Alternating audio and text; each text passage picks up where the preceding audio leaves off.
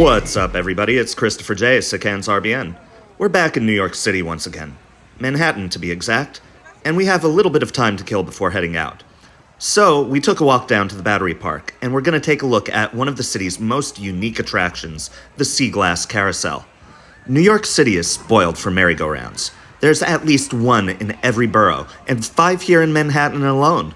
But none of them are quite like this. The SeaGlass Carousel is a stunning installation that defies the laws of motion you'd expect from any other typical carousel. With 30 different gigantic fiberglass fish that you sit inside of, all with embedded RGB lighting emitting soft glows. Each fish rotates individually as well as on a smaller turntable. It's a dizzying effect, and the ambience makes it feel like you're swimming through a school of fish. There aren't many other carousels like this.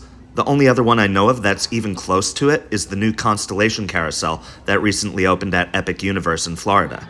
Now, tickets are $6 per ride, which, in New York terms, is honestly not too bad. We've got some off-ride footage, and then stay tuned towards the end for a full on-ride POV. You ready? Come on in!